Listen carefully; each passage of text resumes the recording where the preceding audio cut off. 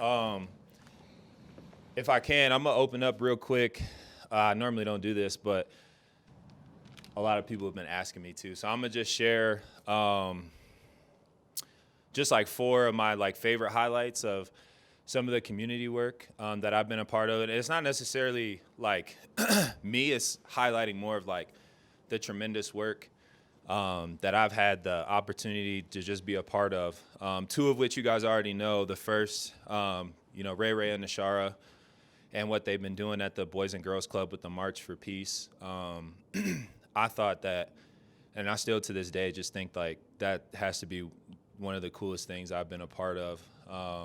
The fact that there's two 15-year-old kids that came together and decided that they wanted to do something special in wake of what's been going on around our country with social injustices. I thought that was just truly amazing. And, getting to sit down with them and conversate and come up with ideas of how they wanted to do it. And then I can't thank you guys enough, for those that were there to cover and support them. I know that meant the world to them. And then second is the Justin Simmons story.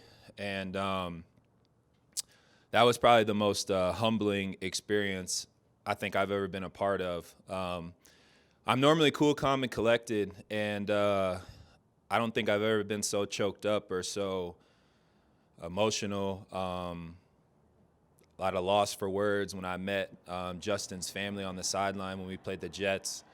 And, for those that may be watching this and haven't had the opportunity to see the story, if you just type in Justin Simmons, I'm sure you'll be able to find it. Adam Schefter, and they covered that story, and I thought it was just such a tremendous job covering the family and what the other Justin Simmons, the legacy that he's left behind and organ donors in general. And I promise I'm almost done. The last two are like things that we're currently in the process of working on. I've been in. My wife and I have had the amazing opportunity to work with this organization. It's really a musical. It's called Speak Life, the musical. Speak Life in Bullying, the musical, and it's truly an amazing work. I mean, you look at what's been going on in our country with bullying and kids in high school, and I mean, even just recently what happened in Oxford, Michigan. This musical we believe is going to be such a powerful tool for schools to use. It's gonna open up conversations for students and for teachers and for parents, and have the opportunity to really dive into that. And I think that's going to be tremendous. And I'm really looking forward to 2022 because their goal, Speak Life the Musical, is it's 1, 1, and 1. 1 million students in 1,000 schools in 1 year. And I think that's going to be amazing. And so they're doing amazing work. And then the last thing is the few of my teammates, AJ and Spence and, a few others, we've been in constant contact with the governor and some of the people that he works with in terms of clemency and some of the powerful, work that's behind that. And, to be totally honest, those conversations have been a little disappointing. But once again, like just super thankful to work with the Colorado Freedom Fund and, Elizabeth Epps and Rebecca Wallace and Denise and all the amazing people that work there.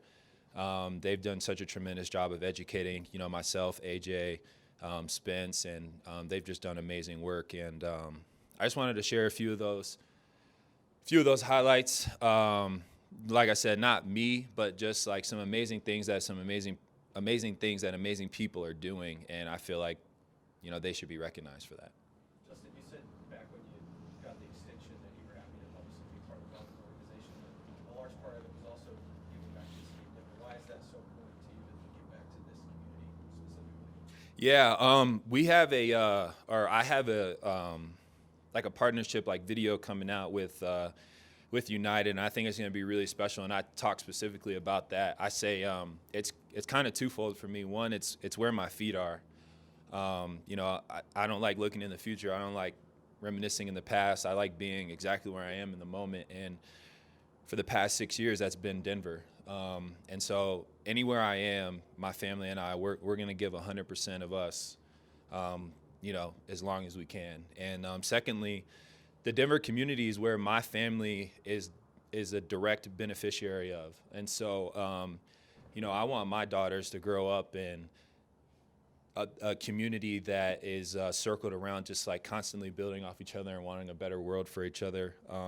And so that's why it's easy to just invest into the community. Just when you look back to when you were drafted, is this the sort of impact you kind of imagined you would have, or is this beyond what you kind of could have hoped for?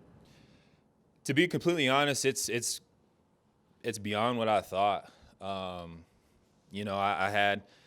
I had goals. I'll never forget the first time I was nominated for the Walter Payton Man of the Year. Like, I was just like completely in shock because I thought that was like something that was almost like out of my grasp.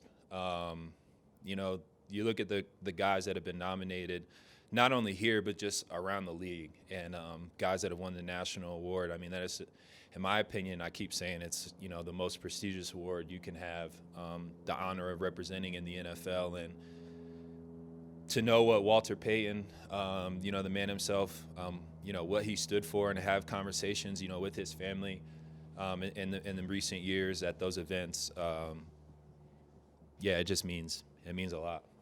What would it mean to actually win the award? You've been up for it twice. I know last year was weird with COVID, but being down there in Miami and getting to talk to Walter's family and all that, how special would it be? I don't even know if I could put it into words, honestly. I don't know. I personally get like just like choked up thinking about it. It would mean everything, to me, not even to win the award, but I know with that spotlight would come with the recognition of like, so let's dive into what you're doing, right? Like, as I started this press conference off with, and it's not me, but it's the opportunity to spotlight the amazing people that are doing the behind the scenes work that doesn't get talked about enough. How do you think the locker room has moved on from Sunday night and focused on Detroit? I think it's great. I think we've watched the film just like a win, right? Watch the film, look at the negatives, look at some of the positives that happen, and after that you throw it away and you move on to next week. And so I think guys' focus has been great in the meeting rooms, dissecting and defensively like what Detroit does well, and really focusing on the best plan of attack to coming out of Mile High with a win on Sunday. The late Chuck Noll used to talk about what your life's work is to his players, kind of beyond football, what's your life's work. So with you being so involved, all this philanthropy, do you feel like you're finding out what your lifetime work may be, and it may be these sorts of endeavors?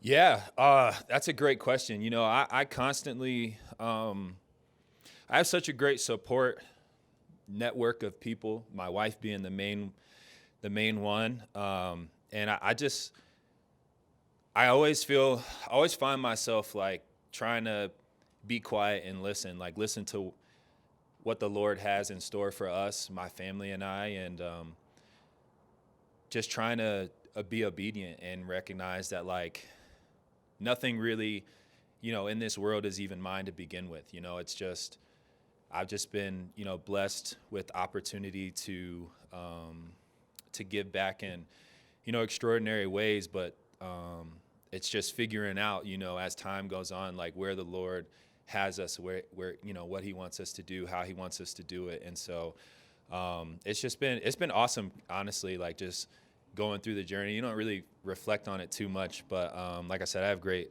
network of people that kind of like help me like recognize that and to really focus in on like what's important and kind of where we're going. But I honestly don't know. I know I have an idea of like the type of work that I'd like to do, when it's all said and done, but I know I just like want to help any way I can.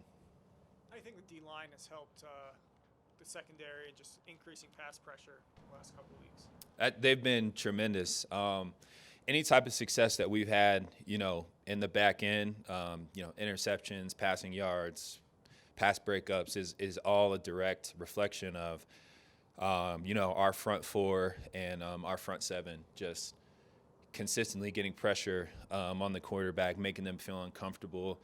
Because all that stuff matters. Timing, all that stuff matters when you're playing in the back end. And so, like I said, any success that we've had is a direct reflection of those guys up front, and it doesn't always show up on the stat sheet.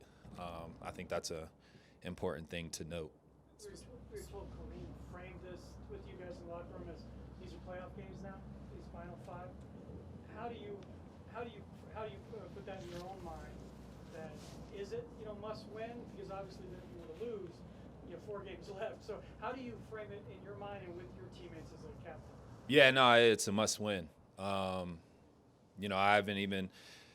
I know, like me personally, and talking with the DBs and getting ready to talk to the team, kind of like throughout the week, the message is it's a must win. There's no thought of even leaving that stadium with a loss, because it is playoff time. One loss and your chances are drastically down the drain, and so there's no, like I say every week, you can't say it, you got to do it, and our focus is all on winning on Sunday. Specifically with Draymond Jones, he had a lot of expectations on him entering the season. How do you think he's handled that and kind of risen to the belt? Yeah, I think Dre's played great. I think throughout the season, there's been a lot of challenges, players and coaches, and I think Dre's done a great job kind of like handling all that and finding his own rhythm. And everyone has bad games, everyone has bad plays, but I think all in all, like a big part of our success as a defense has been a direct reflection of, like I said, our front four and Dre specifically. I think he's been playing his tail off, and it means a lot to him. So I'm personally thankful for playing with someone like Dre. Thanks, Justin. Thanks, Justin. Congrats. Thank you, guys.